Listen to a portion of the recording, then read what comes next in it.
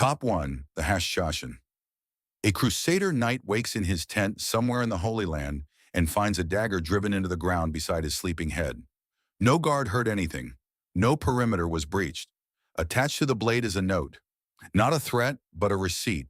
It means the next one goes into you. The year is 1090 AD. A man named Hassani Sabah has just seized the fortress of Alamut in the Alborz mountains of northern Persia, and he did it without a siege. His agents had already converted the garrison from within before he arrived. He would hold that fortress for 35 years without ever leaving it. The word assassin enters the English language directly from the name of the organization he founded, through the Italian assassino and the Arabic hashishin. Marco Polo documented them around 1298. The Arab historians Ibn Jubayr and Ibn Battuta wrote about them. Bernard Lewis spent a career studying them and published his definitive account, The Assassins, a Radical Sect in Islam, in 1967. Here is what Lewis found. At their peak, the Hashashin controlled a network of approximately 100 fortresses scattered across Persia and Syria. None of those fortresses were connected by contiguous territory. They held power not through geography, but through psychology.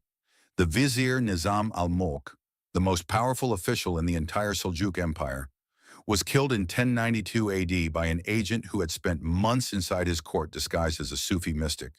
The killing happened in daylight in public. The killers were gone before the crowd understood what had happened. Conrad of Montferrat, king of Jerusalem, was killed in 1192 by two agents who had spent months in the city posing as Christian monks. Both attackers died at the scene, apparently willingly. Then there is Saladin, the greatest military commander of the medieval world, a man who had just retaken Jerusalem. He survived 2 assassination attempts. Then, according to multiple independent Arabic sources, he woke in his tent one morning to find a poisoned cake beside his head and a threatening note pinned to the tent wall with a dagger. No perimeter guard had reported anything. Saladin opened negotiations within weeks and never moved against the assassins again. The name Hashashin supposedly means hashish users, a slur applied by their enemies, not a self-description. According to Lewis's analysis of primary Arabic sources, there is no corroborating evidence of drug use in the order's own records. Marco Polo's Paradise Garden story, in which recruits were supposedly drugged and shown a garden of earthly delights to motivate martyrdom, appears in no contemporaneous Islamic source. It may be entirely fabricated. When the Mongol general Hulagu Khan finally destroyed the Hashashin in 1256 AD, he did not outmaneuver them or infiltrate them. He committed the largest organized military force in the world to besieging every fortress simultaneously, and it still took years. Historians characterize the Hashashin as a Nizari Ismaili sect that used political violence as a tool of theological and factional warfare. The willingness of their agents to die at the scene is explained as genuine religious conviction and martyrdom theology, not drug conditioning. Their success is attributed to patient infiltration, careful target selection, and the outsized psychological effect of high-value killings on numerically superior opponents. These are not foolish arguments, but the psychological architecture of their operation goes beyond anything religious conviction alone can explain. The dagger in the sleeping general's tent, the note beside the poisoned cake, these were not the moves of fanatics. They were the moves of an institution that understood something that would not be formally theorized for another 900 years, that the threat of death is more powerful than death itself. They had invented deterrence doctrine. Some researchers, including Farhad Daftari in the Ismailis, Their History and Doctrines, published in 1990, have argued that the sect's inner doctrine was almost entirely political and philosophical, with the religious exterior maintained specifically for operational purposes. If that is true, the Hashashin invented the modern intelligent cell structure 700 years before any nation-state formalized it. And the Paradise Garden story, the legend that defined how the entire medieval world understood them, may have been exactly the kind of myth a sophisticated intelligence operation would want its enemies to believe. Why do no contemporaneous Islamic sources corroborate the hashish story? And who specifically benefited from that story spreading? How did Hassani Saba maintain absolute operational discipline across a geographically fragmented network for 35 years without a single documented defection? And why, after Alamet fell to the Mongols in 1256, did Hashashin attributed killings continue to appear in the historical record for decades afterward? Top 2. The Thuggee. From the mountain fortresses of Persia, we cross to the highways of India, where a different brotherhood had been operating for 6 centuries before anyone in power admitted they existed. The Thuggee. You're a merchant traveling the road between Delhi and Kolkata. The men who join your party at the last rest stop seem friendly, perhaps too friendly. They know the road. They have gifts. 3 days later, your body will be found buried in a field, strangled with a yellow silk scarf in a grave so precisely dug that it will take colonial surveyors 40 years to find the first one. The Thuggee appear in Mughal court records as early as the 13th century. British colonial officer William Sleeman began formally investigating them in 1829 and documented his findings in Ramasayana, published in 1836. The Indian colonial government eventually estimated they had killed somewhere between 40,000 and 2 million people across their operational history. That range is not an exaggeration. It reflects genuine uncertainty about how long and how widely they had operated. Sleeman's investigations between 1829 and 1848 resulted in 3,689 convictions. Confessing members provided routes, accomplices, and burial sites across 14 provinces. All of those testimonies corroborated each other despite coming from operatives who had worked in complete separation across the subcontinent. The strangling technique was ritualized and specific. The rumal, a yellow silk cloth weighted with a coin, was looped around the neck from behind at a signal word, typically pan lao, meaning bring battle leaf, delivered simultaneously with a knee pressed to the victim's spine. Death was silent. It took less than a minute. Initiates were formally inducted through a ceremony involving the consumption of gur, a coarse brown sugar eaten in silence under the supervision of a hereditary leader. The operational rule set was precise. Women were almost never killed, and fakirs, musicians, the maimed, and those traveling with a cow were protected categories. Violation of these rules was itself a ritual offense. The Brotherhood maintained an internal language called Ramasi, used exclusively within the fraternity. Sleeman documented over 500 words. It was not a dialect of any regional language. It appears to have been constructed specifically for operational security. And across this entire operation, both Hindu and Muslim members participated in the same rituals together, venerating Kali side by side. A cross-religious cohesion in 17th and 18th century India that is by itself historically anomalous. British investigators found burial sites containing the remains of 200 to 300 individuals at single locations, layered across multiple generations of deposit. These were not crime scenes. They were managed facilities. Historians classify the Thuggee as a hereditary criminal cult that used religious framing to provide psychological justification and group cohesion for organized robbery and murder. The consistency of method across generations is explained as oral tradition and apprenticeship, with sons learning from fathers in a closed hereditary system. These are reasonable arguments for explaining regional consistency.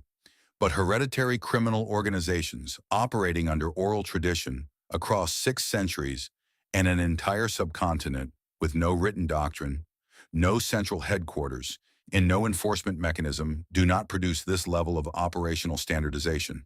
The Mafia had written codes in geographic territories. The Thuggee had neither. And yet, a strangler in Bengal and a strangler in Punjab used the same signal word, the same cloth, the same burial depth, and the same prayer independently across 1,500 kilometers. Historian Kim Wagner in Thuggee Banditry and the British in early 19th century India, published in 2007, has argued that the British colonial framing systematized what was actually a loose network of criminal practices into a unified conspiracy, partly to justify centralized colonial policing authority. But Wagner's revision deepens the mystery rather than resolving it. If the Thuggee had no central organization, who maintained the ritual consistency? If there was no hierarchy, who enforced the protected class rules? And if Ramasi was not taught centrally, how does a constructed operational language survive 600 years of oral transmission without fragmenting into regional dialects the way every other form of language always does. We may never know. The Thuggee hid inside a continent for 6 centuries, leaving behind graves that took 40 years to find and a language that nobody fully understands.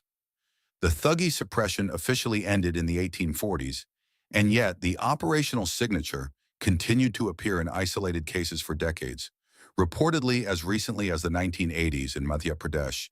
Top 3. The Sicarii. The Sicarii decided that hiding was for cowards. They took their blades into the most crowded places they could find.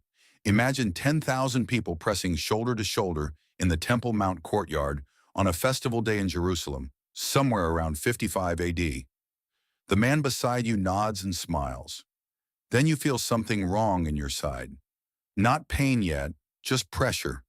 And by the time you understand what has happened, he is already 3 rows deep into the crowd and gone.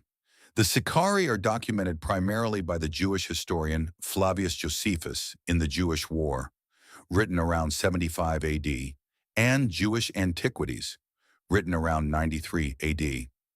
Their name comes from the Latin sica, a short curved dagger. Their techniques are described in enough operational detail that modern scholars recognize them as the first documented urban guerrilla cell in recorded history. The word sicario, used today in Spanish for a contract killer, traces directly back to this group through 2,000 years of continuous linguistic inheritance. Josephus identifies the Sicarii as a splinter of the Zealot movement that rejected conventional military resistance in favor of targeted assassination, not just of Roman officials, but of Jewish collaborators deemed to be enabling the occupation. The Sicea itself was purpose-built for their technique. Its curve allowed a concealed draw from beneath a cloak in a single motion, designed to reach behind a shield or past a rib. Roman sources confirm the design was not standard military issue. Their most prominent assassination, Jonathan the high priest, was killed in broad daylight in the temple courtyard around 55 AD. Josephus notes that the killing was so clean that witnesses initially did not understand what had happened. The killers were gone before the body fell. Beyond individual killings, the Sicarii developed what may be the first hostage negotiation doctrine in the ancient world, kidnapping Roman officials and Jewish collaborators and using them as leverage to free imprisoned members. Then during the siege of Jerusalem in 70 AD, Sicarii factions burned the city's own food stores, accepting mass civilian starvation as an operational trade-off to deny resources to Roman forces. This logic appears in no earlier military doctrine anywhere in the ancient world. After Jerusalem fell, approximately 960 Sicarii retreated to the fortress of Masada. They held it against a Roman siege force of 8,000 soldiers for 3 years, from 73 to 74 AD. When the Romans finally breached the walls, they found no living combatants. Military historian Bart O'Neill in Insurgency and Terrorism, published in 2005, identifies the Sicarii as the first recognizable prototype of what we now technically classify as a terrorist organization. Not as an insult, but as a structural designation. Crowd-strike technique, symbolic high-value targeting, and the use of terror to influence a population far larger than could be coerced by direct force. Historians generally classify the Sicarii as a Jewish nationalist resistance movement whose tactics were rational adaptations by an outgunned group. Choosing crowds was practical, not doctrinal. The Masada finale is framed as the tragic conclusion of a failed liberation movement, but the Sicarii did not improvise. They designed a specific weapon for a specific technique. They developed hostage negotiation as a force multiplier. They used scorched earth denial strategy against their own civilian population. These are the components of a written operational philosophy, not a collection of improvised responses to pressure. They predate Clausewitz by 1,800 years, and there is nothing in the Zealot tradition that explains where the doctrine came from. If O'Neill's classification holds, then the doctrine that shaped the 20th century's most defining security challenge was not invented in the 20th century. It was invented in a Jerusalem marketplace in 50 AD by a few hundred men with curved knives. Some researchers have asked whether that doctrine survived in written form, passed through diaspora communities after Jerusalem fell. No such document has ever been recovered. For a movement sophisticated enough to invent the doctrine they demonstrably used, The absence of any surviving text is itself strange. How did the Sicarii maintain operational security across a city under military occupation for 20 years without a single documented infiltration? Why did Rome, with its vast administrative apparatus, never successfully prosecute a single Sicarii leader while they were active? And what exactly happened to the doctrine after Masada? Top 4. The Shinobi clans. From the crowded streets of Jerusalem, we moved to two mountain villages in feudal Japan, where a different brotherhood decided that the most powerful weapon was not a blade at all, but information, and spent centuries building a science around that idea. The Shinobi clans of Iga and Koka, two villages separated by a mountain range in what are now Mie and Shiga prefectures, Japan. No powerful lord ever successfully conquered this region. Every army that marched in came out smaller than it entered, not from pitched battles, of which there were almost none, but from something that left no witnesses, no evidence, and no trail back to anything human. The primary historical source for what those villages produced is the Bansen Shukai, a 10-volume operational manual compiled by Fujibayashi Yasutake in 1676, drawing on generational knowledge from both Iga and Koka traditions. It was not translated into English until 2011, when researchers Anthony Cummins and Yoshi Minami published The True Path of the Ninja. Secondary sources include the Shoninki, compiled in 1681. The Bansen Shukai runs to approximately 400 pages of dense operational text. It is not a philosophical treatise. Volume 5 alone covers 36 distinct methods of nighttime infiltration across different terrain types, with specific attention to guard rotation patterns, sensory vulnerabilities, and escape routing. An entire volume is devoted to Yojutsu, the psychological manipulation of enemies, including specific instructions for spreading false rumors inside enemy camps, using women as intelligence assets, creating apparent supernatural events to demoralize soldiers, and identifying the specific psychological weaknesses of different enemy commander personality types. The poison sections describe compounds derived from local plants for inducing sleep, paralysis, and death, with dosing instructions and delivery methods, including coating the insides of water vessels and embedding compounds in incense.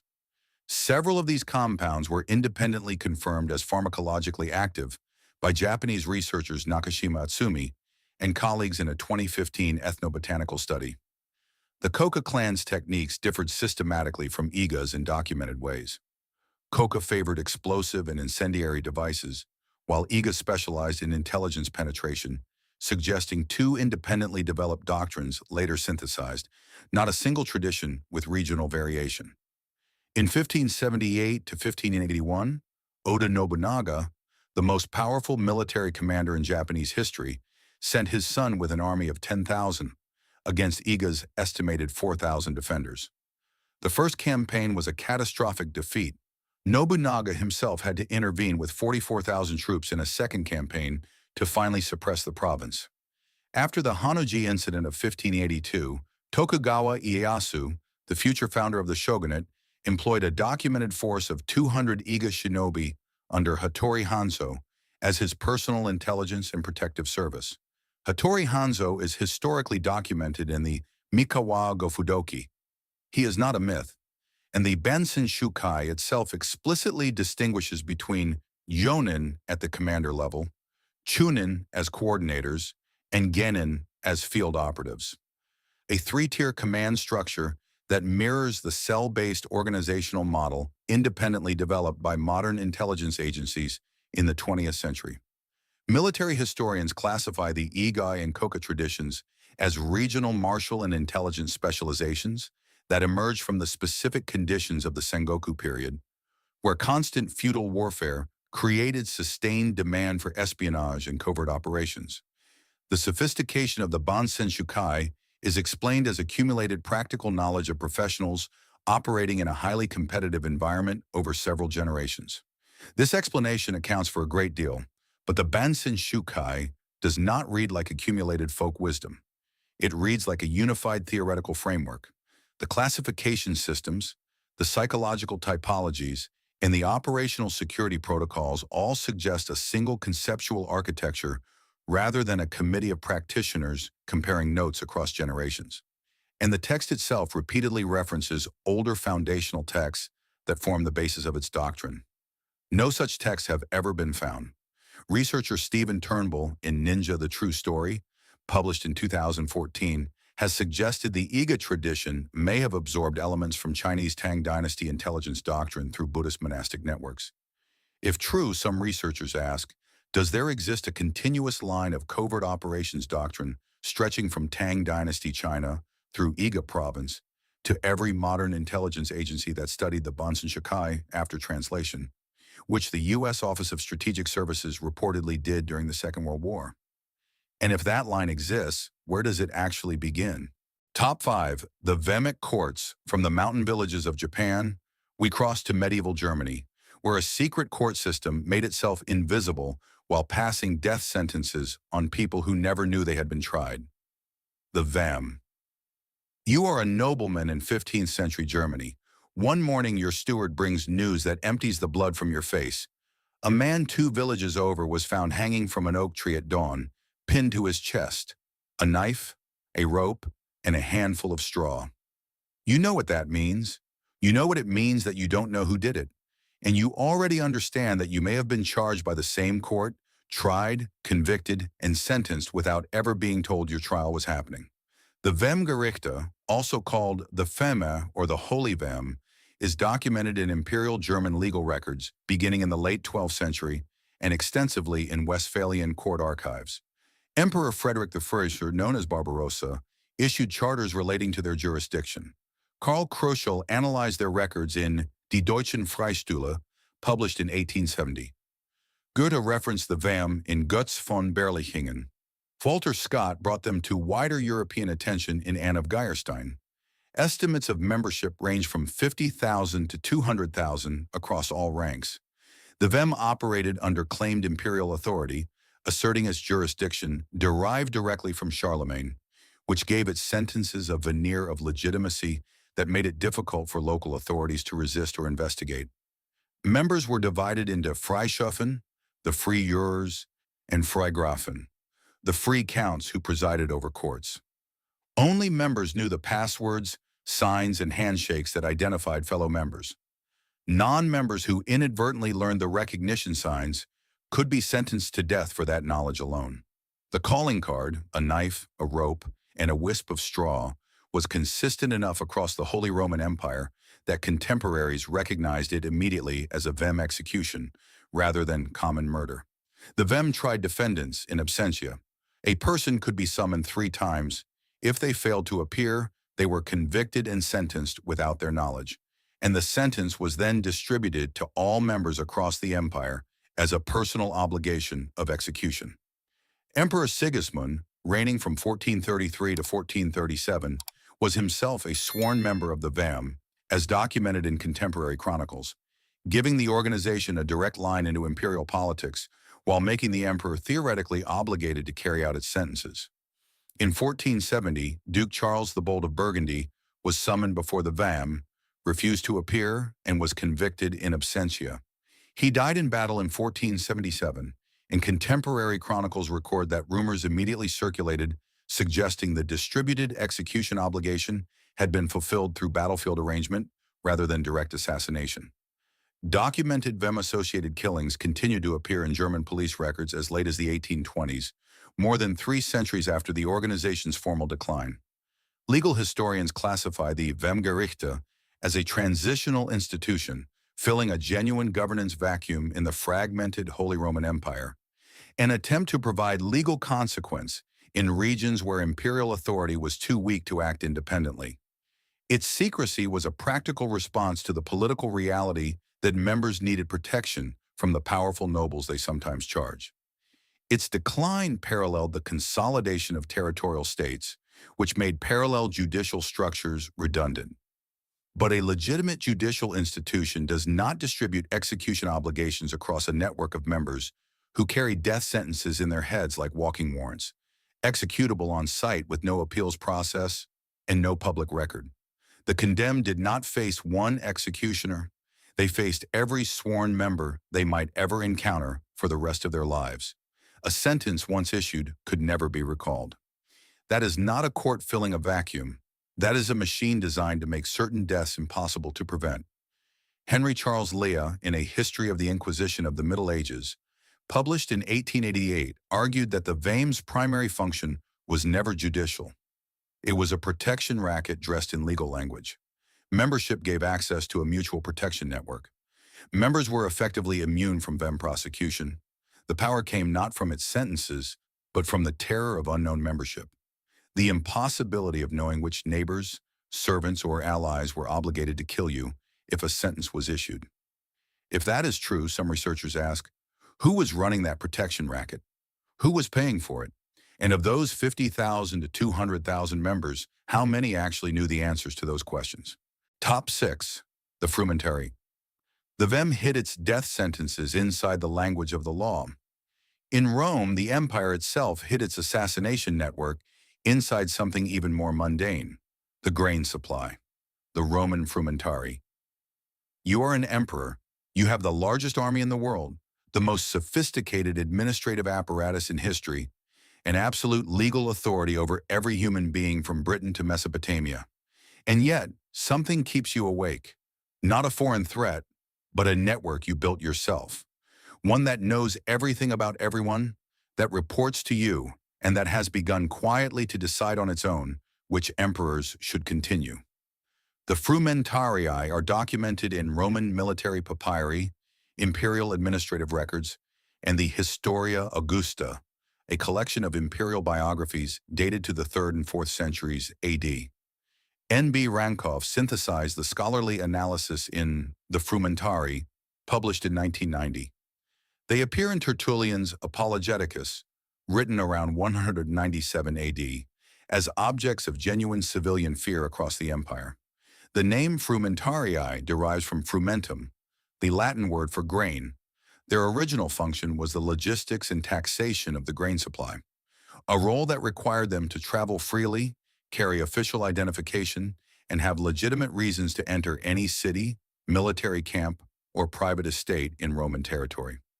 By the reign of Hadrian, who ruled from 117 to 138 AD, the Frumentarii were documented performing intelligence functions, intercepting correspondence, monitoring provincial governors, and reporting on the loyalty of military commanders. The transition from grain logistics to surveillance appears in no surviving document. It simply happened, and by the time anyone wrote about it, it had already been happening for decades. The Historia Augusta documents Frumentari involvement in at least 2 imperial assassinations, the killing of Pertinax in 193 AD, and the circumstances surrounding the death of Caracalla in 217 AD, where Frumentari officers were present at the scene and their role was never formally investigated. Tertullian, writing around 197 AD, identifies them explicitly as instruments of persecution. The people who reported meeting locations, membership lists, and the identities of Christian clergy across multiple provinces, suggesting fully developed informant networks within civilian urban populations empire-wide. The Frumentari used a recognition system encoded in grain requisition documents, specific phrases that allowed operatives to identify each other across the empire without overt signals. This system is partially reconstructed from papyri discovered at Oxyrhynchus in Egypt. Diocletian dissolved the Frumentarii around 300 AD and replaced them with the Agentes in Rebus. That new organization within 50 years had developed its own parallel political power, suggesting the institutional dynamic was structural rather than a problem with specific individuals. Tertullian compared the Frumentari's reach to divine omniscience as a rhetorical device, implying that his audience already understood the Frumentari as being effectively everywhere and knowing everything. For a North African bishop writing in the late 2nd century, this was not a compliment. Roman administrative historians characterized the Frumentari's evolution as organic institutional drift, an organization with empire-wide travel privileges, gradually accumulating secondary functions as emperors found them convenient. Their involvement in assassinations is seen as individual actors exploiting proximity to power, not systematic institutional behavior. Diocletian's dissolution reflects an administrative preference for clarity rather than evidence of an institution having become ungovernable. But Diocletian did not reform the frumentarii. He abolished them entirely, then immediately reconstituted the same functional role under a different name and a different command structure. That is not a preference for clarity. That is an emperor acknowledging that an institution had become impossible to control and starting over from scratch. The question no historian has fully answered is whether any institution of that kind ever truly starts over, or whether it simply changes its name. Some researchers, including Anthony Barrett in his studies of Julio-Claudian politics, have suggested the frumentarii represent a structural feature of large administrative empires rather than a Roman anomaly. The inevitable emergence of a parallel power center within any sufficiently complex bureaucracy that combines intelligence-gathering capacity with deniable violence. If that is true, the frumentarii were not a corruption of Roman administration. They were its logical endpoint, and every state security apparatus that followed in every empire since may have been the frumentarii restarted, waiting each time for the same dynamic to reassert itself. Top 7. Rashid ad-Din Sinan. From the administrative machinery of Rome, we cross to the mountains of 12th century Syria, where a single man ran a kingdom from one room for 30 years without an army and made the greatest military commander in the medieval world negotiate. Rashid ad-Din Sinan. Saladin is the greatest military commander of the medieval world. He has just retaken Jerusalem. He commands an empire stretching from Egypt to Iraq. And one morning he wakes in his tent, surrounded by bodyguards inside a fortified camp in the middle of an army. And beside his head, there is a poisoned cake and a note. The note says, essentially, "We could have." He sends a messenger to the mountains of Syria that same day. Rashid ad-Din Sinan is documented in Arabic historical sources, including Ibn al-Athir's Al-Kamil fi al-Tariq, written around 1231, Ibn Jubayr's travels from 1183 to 1185, and extensive Crusader chronicles. Bernard Lewis examined his life in The Assassins in 1967. Farhad Daftri analyzed the broader Ismaili context in A Short History of the Ismailis, published in 1998. The Saladin tent incident is documented in multiple independent Arabic sources and considered historically reliable by mainstream scholarship. Sinan arrived in Syria from Alamut around 1162 as a subordinate commander. Within a decade, he had become effectively independent, maintaining only nominal allegiance to the Persian headquarters while building a personal power base in the Syrian mountains that answered to no authority, Islamic or Crusader. His assassination of Conrad of Montferrat in April 1192 came days after Conrad was elected king of Jerusalem. Two agents had spent months in the city posing as Christian monks. The timing was so precise and the political effects so dramatic that both Richard I of England and Saladin were immediately suspected of having commissioned the killing. Contemporary sources could not determine who had ordered it, which tells you almost everything you need to know about how Sinan operated. The Saladin tent incident is documented in Ibn al-Athir's chronicle in the following terms. Guards found a poisoned cake and a threatening note beside the sleeping commander's head, and a safe conduct letter from Sinan, pinned to the tent wall with a dagger. No perimeter guard reported anything. Saladin opened negotiations within weeks. The non-aggression agreement that followed represents the only recorded instance of Saladin concluding peace with an enemy whose military capacity was a small fraction of his own. According to Ibn Jubayr, who traveled through the region in 1183, Crusader knights regularly paid tribute to Sinan's fortresses in exchange for operational immunity, meaning both sides of the Crusader conflict were simultaneously paying protection to the same mountain redoubt. In 1176, Sinan threatened the Crusader master of the Hospitallers with the simultaneous deaths of senior Crusader officials across multiple cities unless a theological concession was made. The concession was made, then there is the account repeated in multiple sources of Sinan receiving Crusader ambassadors and giving a gesture. Whereupon two of his fidari threw themselves from the castle walls to their deaths without hesitation in a cold, deliberate demonstration. The ambassadors went home and reported what they had seen. That story did more political work for Sinan than 100 killings. After his death in 1193, the Syrian assassin territory continued operating for another 60 years before the Mongols finally destroyed it in 1260, suggesting the institution was structurally robust enough to survive the loss of its founding architect. Historians characterize Sinan as an exceptionally talented political operator who maximized the leverage available to a small, strategically located power broker in a multi-party conflict system. His agent's willingness to die is explained as genuine religious devotion and intensive ideological formation. His military weakness was compensated by geographic position, operational security discipline, and an accurate reading of his opponent's psychological vulnerabilities. But the mainstream explanation accounts for the what without touching the how. How do you create an institution in which a man throws himself off a castle wall on a hand signal? Not in battle, but in cold, deliberate demonstration in front of foreign witnesses? How do you build operational security so complete that 30 years of active assassination operations in the most heavily surveilled region of the medieval world produced no successful infiltration, no defection, and no documentary trail leading back to the order? Farhad Daftari and other Ismaili scholars have argued that the Fidari were not fanatics, but professionals, men who had made a genuine, considered, irreversible commitment to the mission long before any specific target was named. If that is true, some researchers ask, was Sinan's real achievement not building an organization that could kill anyone, but building an organization in which every member had already individually decided to die for it?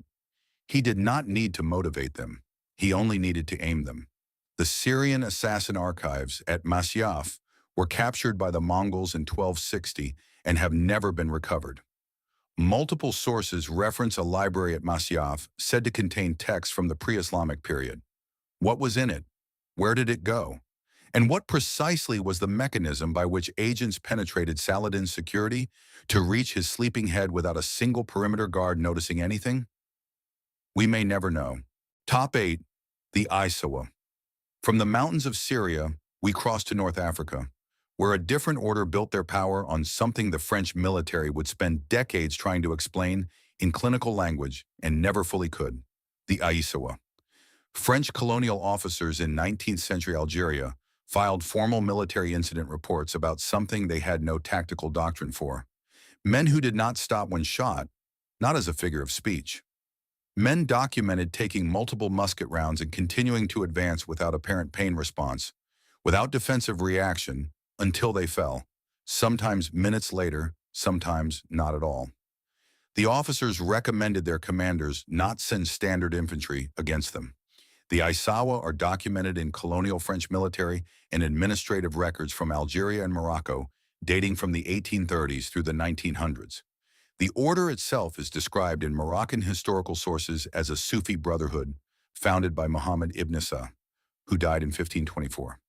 Academic analysis includes Vincent Cornell's Realm of the Saint, Power and Authority in Moroccan Sufism, published in 1998, and the French colonial military ethnographies of Edmond Dutey, including Magie et Religion dans l'Afrique du Nord, published in 1909.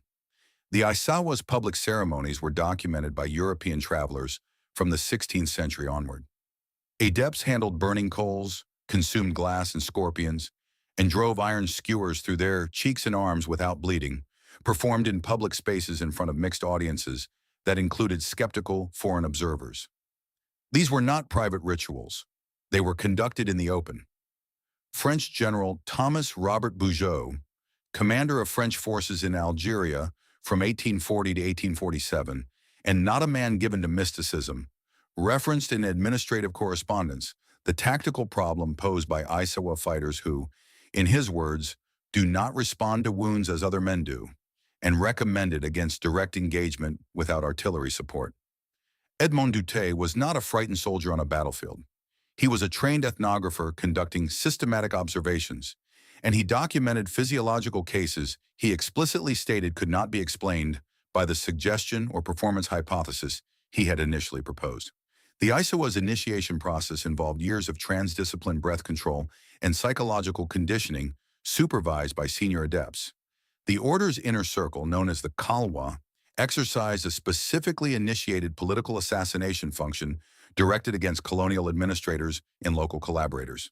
The ISAWA's operational reach extended from Morocco through Tunisia into Ottoman Libya and down Saharan trade routes, with branches communicating through the commercial networks of Sufi Zawiya lodges, which provided cover, logistics, and intelligence across national borders. Several French administrators who opposed ISAWA activities in Algeria were killed in circumstances that colonial courts classified as accidents or banditry. In at least 3 documented cases, witnesses later testified before colonial tribunals that Isawa adepts had been present. Pain researcher Ronald Melzack's gate control theory, published in 1965, provides a neurological framework for extreme pain suppression through focused attentional states. But according to the French surgical reports, this does not account for the tissue damage anomalies documented in clinical notes. Scholars of Sufi practice classify the Isawa's physical demonstrations as the product of extreme trance states that genuinely suppress pain perception and autonomic fear responses through neurological mechanisms, including gate control and endorphin release. The no-bleeding observations are attributed to preparation techniques, observer inaccuracy, and the psychosomatic effects of mass ecstatic states. French military reports are explained as professional soldiers misattributing extraordinary resilience to supernatural causes in culturally unfamiliar combat situations. But Doutet documented cases he explicitly stated he could not explain with the hypotheses available to him. The French military surgeons who wrote anomalous wound recovery reports were working from clinical notes taken under professional obligation. These were people whose professional identities were built on not being credulous, and several of them were credulous anyway, or at minimum wrote down things they could not account for. Research in psychoneuroimmunology, including work documented by Esther Sternberg in Healing Spaces, published in 2009, has demonstrated that extreme states of focused attention and religious trance can produce measurable physiological effects: altered coagulation, immune response modulation, and analgesia that exceed what voluntary control or simple distraction can account for.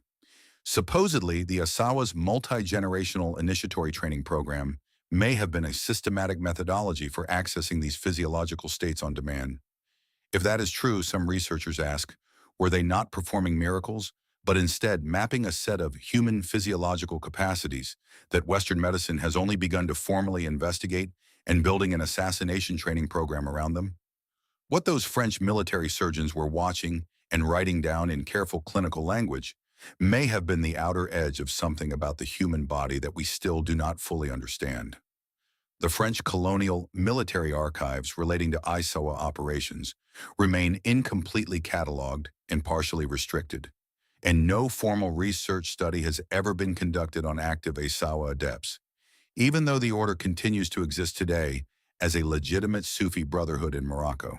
Top 9. The Leopard Society.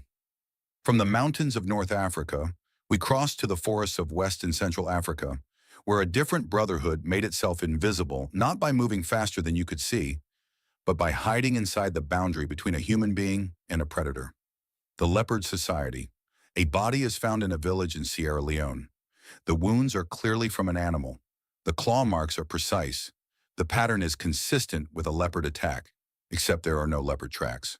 The victim's internal organs have been removed in a way no wild leopard removes organs. This is the 4th body this year, and the village headman, when questioned, says the same thing.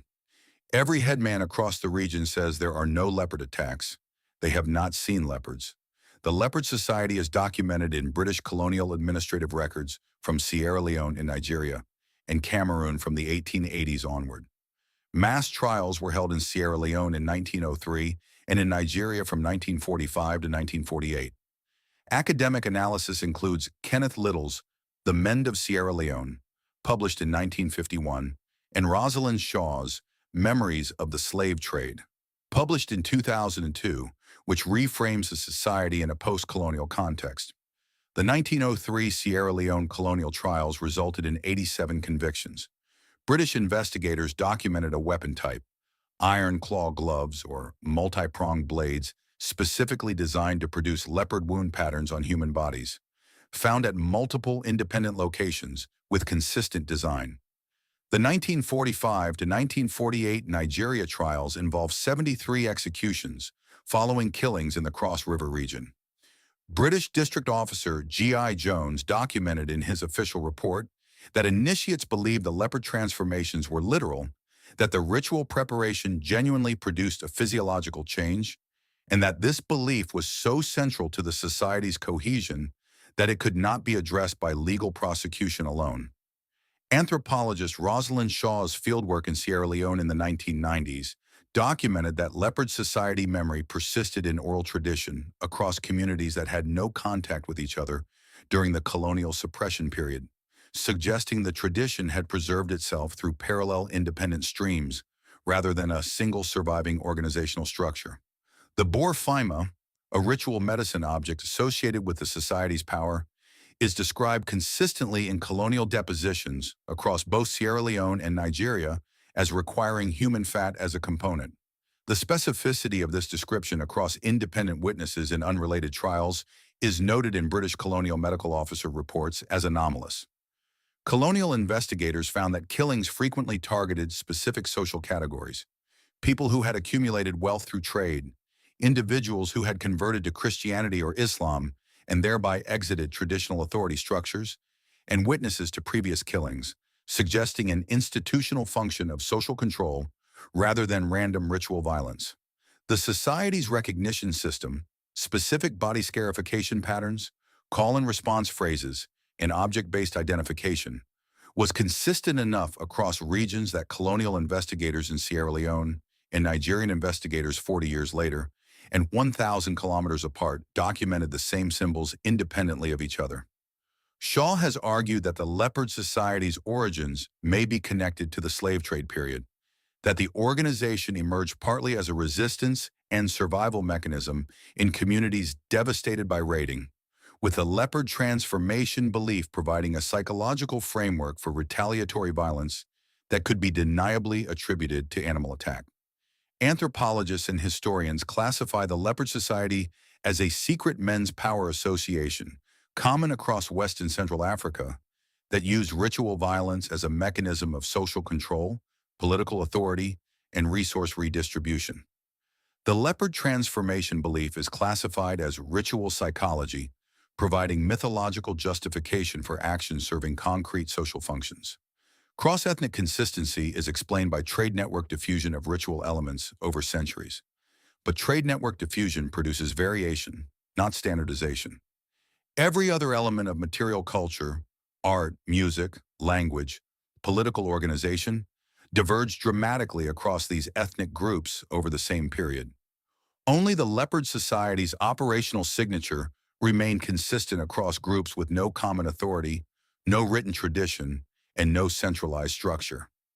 That consistency across 1,000 kilometers and multiple centuries suggests either a single origin point from which the society spread intact, or a mechanism of preservation so robust it survived colonial suppression, ethnic fragmentation, and geographic dispersal without leaving a single organizational trace. Shaw's post-colonial reframing suggests the leopard society should be understood not as a criminal organization, but as a sophisticated distributed political institution, one that operated as a form of judicial and redistributive authority in communities where formal state structures were either absent or predatory. If that framing holds, some researchers ask, was the leopard society doing in West Africa what the Vem was doing in Germany and what the Frumentarii were doing in Rome? Filling a governance vacuum with distributed, deniable institutional power that no outside authority could fully map, prosecute, or destroy. The leopard claws were the technology.